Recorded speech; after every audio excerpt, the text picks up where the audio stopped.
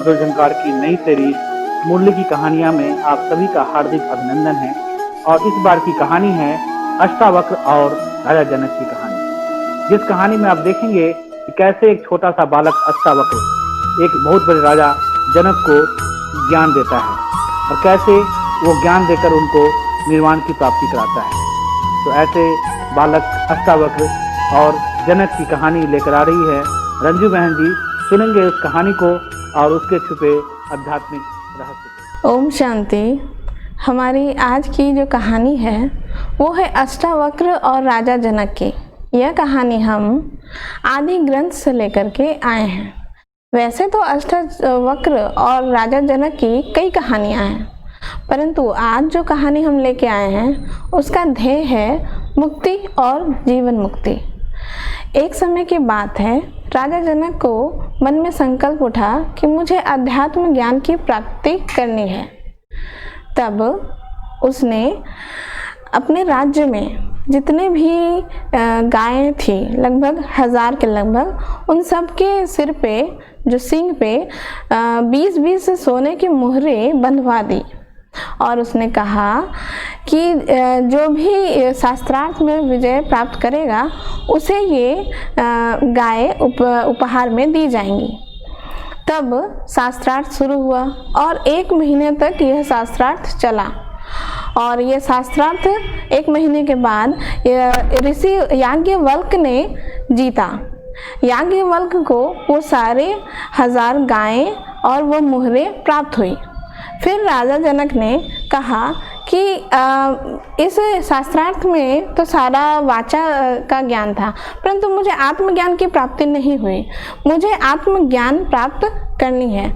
इसके लिए भी मैं उसे सारी ये जो गायें और मुहरें जो दी गई थी, मैं दोबारा उन्हें पूर्ण दूंगा, जो भी मुझे आत्मज्ञान करा दे। तब फिर से याज्ञवल्क्य आए, लेकिन याज्ञवल्क्य वाचक ऋषि थे, मीन्स उन्हें वाचा का तो संबंधित सारा ज्ञान था, लेकिन उन्होंने आत्मा की अनुभूति कराई नहीं। तब राजा जनक ने एक सिंहासन बनवाया और बोला कि जो भी मुझे आत्मज्ञान की प्राप्ति कराएगा वो इस सिंहासन पे आके बैठे। तब वहाँ उपस्थित जितने भी ऋषिगण थे वो सोच में पड़ गए, क्योंकि राजा जनक का एक शर्त था कि आत्मज्ञान की प्राप्ति मुझे, जैसे मैं घोड़े पर सवार होता हूँ उतना समय लगता है, उतना ही समय में मुझे आत्मज्ञान की प्राप्ति चाहिए। तो सारे ऋषिगण सोच में पड़ गए कि ये कोई घोल करके पिलाने वाली चीज़ तो है नहीं कि मैं इन्हें ज्ञान को घोल करके पिला दूं। इसमें अध्ययन होता है, पढ़ाई होता है, लिखना होता है।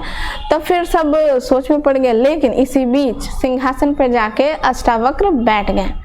जब उन्हें बैठता देख वहाँ के जितने भी महर्षिगण थे वो हंसने लगे। तब अष्टावक्र ने कहा, लगता है यहाँ जितने भी महर्षिगण हैं ये महर्षियों की सभा नहीं है, क्योंकि वो आत्मा को देखते नहीं है, वो शरीर को देखते हैं। तब ये बात सुन करके वहाँ पे उपस्थित सारे ऋषिगण जो हंस रहे थे वो चुप हो गए। उसके बाद अष्टावक्र ने राजा जनक से कहा, राजा जनक, तुम्हें ज्ञान की प्राप्ति करनी है? तो राजा जनक ने कहा, मैंने सारा कुछ इसीलिए तो किया है, मुझे ज्ञान की प्राप्ति करनी है।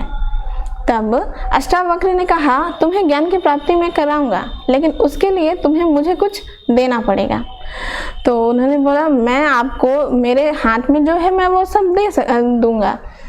तब उन्होंने कहा, मुझे 3 चीज़ चाहिए, तन, मन और धन।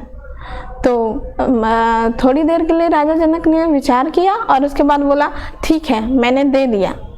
फिर अष्टावक्र ने कहा, थोड़ा सोच करके बोलो। तो उन्होंने बोला, हाँ, मैंने सोच लिया।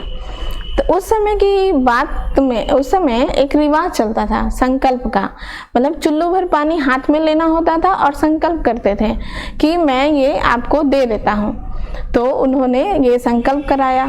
उसके बाद अष्टावक्र ने कहा, अब तुम्हारा कुछ भी नहीं है, सारा कुछ मेरा है, मैं इसका मालिक हूँ। तो मैं जैसा कहूँगा तुम्हें वैसा ही करना पड़ेगा, क्योंकि ये तन भी मेरा है। तो जनक ने कुछ सोचा नहीं और अष्टावक्र ने कहा तुम जाकर के उन जूतों के पास बैठो। तब जूतों के पास मतलब वहाँ उपस्थित जितने भी महर्षि थे, राज दरबारी थे, उन सब ने बाहर जूते उतार करके अंदर बैठा था, मतलब उनके जूते के पास बैठो। तो वहाँ सन्नाटा हो गया राज दरबार में कि ये राजा और जाकर के हमारे जूतों पे बैठेगा। लेकिन राजा जनक बहुत समझदार थे, उन्होंने थोड़ा भी झंझलाहट नहीं की और वो जाकर के बैठ गए। अष्टाचक्र ने इसलिए ये चीज़ बोला था ताकि राजा जनक की लोक लाज दूर हो जाए, क्योंकि हम जो भी बड़ा ज्ञान प्राप्त करते हैं या कुछ भी, उसमें लोक लाज एक बड़ा रुकावट होता है। तो सबसे पहले उस रुकावट को हटाने के लिए अष्टावक्र ने उन्हें ये कार्य दिया। तो उन्होंने देखा कि ये आराम से कर दिए। उसके बाद फिर अष्टावक्र ने उन्हें कहा कि अब तुम्हारा कुछ भी नहीं है तुम्हारे पास, ये धन संपदा भी तुम्हारी नहीं है। जब ऐसा उन्होंने इनसे कहा तो उनके मन में, क्योंकि हमारा मन तो एक सेकंड चुप बैठता नहीं है, तो बार बार अपनी धन संपदा की ओर उनका ध्यान जा रहा था। मतलब आंखें जा रही थी, फिर आ रही थी, फिर जा रही थी, फिर आ रही थी। तो अष्टावक्र वो देख रहे थे। फिर राजा ने इस चीज़ को देखा और फिर उन्होंने अपनी आंखें बंद कर ली, क्योंकि हम जो भी मन में संकल्प करते हैं तो हमारी आंखें वो चीज़ देखती है। तो उन्होंने सोचा आंखें ही बंद कर ली, मैं अपनी वैभवों के ऊपर ध्यान नहीं दूंगा, क्योंकि अब तो ये मेरा है नहीं। तो अष्टावक्र जैसा चाहते थे राजा जनक ने वैसा ही किया। तब जब वो आंख बंद किए तब अष्टावक्र ने राजा जनक से कहा तुम कहाँ बैठे हो? तो राजा जनक ने कहा मैं यहाँ बैठा हूँ। तो ध्यान रहे ये मन भी तुम्हारा नहीं है, अर्थात इस मन में भी कोई संकल्प नहीं आने चाहिए। तब राजा जनक ने कहा मन में तो मेरे विचार आ रहे हैं कि ये धन संपत्ति या जो भी चीज़ है वो सब मेरी है या मेरी अब नहीं है। तो वो बहुत समझदार थे, उन्होंने मन को भी रोक लिया, मन में वो संकल्प नहीं चलने लगे। फिर उसके बाद जब मन के संकल्पों को विराम दिया तब अष्टावक्र ने उन्हें ज्ञान की अनुग्रह दृष्टि दी, जिससे वो अपनी आंतरिक जगत की यात्रा करने लगे और वो बहुत ही शांतचित्त आनंद स्वरूप स्थिति में पहुंच गए। फिर अष्टावक्र ने वहाँ उपस्थित जितने भी ऋषिगण थे उनसे कहा कि अब राजा को आप बुलाइए। मीन्स राजा तो आंतरिक यात्रा में चले गए थे, तो किसी ने उनको हिलाने की कोशिश नहीं की और अष्टावक्र भी उन्हें काफ़ी देर तक उस अवस्था में रहने दिया। फिर जब वो उन्हें जगाएं तब उन्होंने उनसे पूछा क्या तुम्हें ज्ञान की प्राप्ति हुई? राजा जनक ने कहा हाँ मुझे ज्ञान की प्राप्ति हुई।